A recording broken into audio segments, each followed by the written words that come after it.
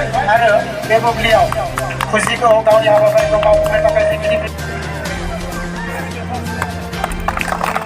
जोबोद साबायखर थाबाय सार दायो दिनैनि जि रायजोआव सिक्स शिडिउल काउन्सिल दङ बे काउन्सिलनि बा सिक्स शिडिउल काउन्सिलनि गेजेराव माने टुर्नामेन्टखौ जों खुंनो थाखाय आखायाव लानाय जादों दा बेनि गेजेरजों बेखौनो फोरमायनो नागिरो जोङो जोंनि गेलेनाया एक्सेन्ज जानांगौ बे जायगानि बे जायगा एक्सेन्ज जायोब्ला जोंनि गेलेनाया जौगागोन आरो मोनसे खोथाबाव जोंनि बड'लेण्ड सरकारनिफ्राय जोंनि गेलेमु बिथिंखौ जौगाहोनो थाखाय स्पर्ट्स डेभेलपमेन्ट बर्ड बेखौ जोङो दानो थाखाय साखाफारा जादों आरो बे डेभेलपमेन्ट बर्डनि गेजेरजों जोंनि गेजेराव जेसेबांखिनि गेलेनायनि इभेन्ट्सफोर दङ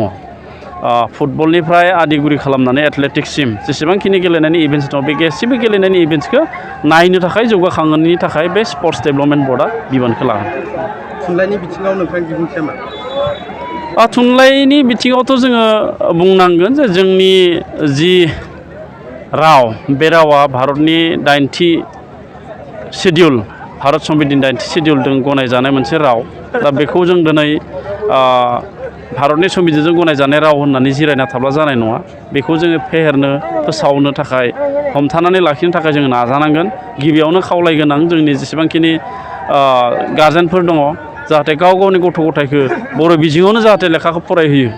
बर' बिजोङाव फरायोब्लासो बिजोङा थांनानै थागोन बिजों थांनानै थाब्लासो जोंनि राव थुनलाइया जौगागोन बेखायनो गार्जेनफ्रा जाहाथे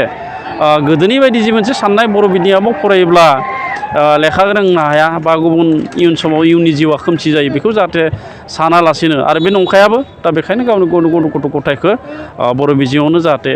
लेखा फरायहोयो आं बेखौ खावलायो आरो थुनलाइ लिरनो थाखाय जोंनि गोदान जोलैफ्रा आवगायबोनांगौ आरो फरायनायनि जि थासारि लेखा फरायनायनि थासारि बेखौ खालामनांगौ गोबां समाव जोंनि जेनेरेसन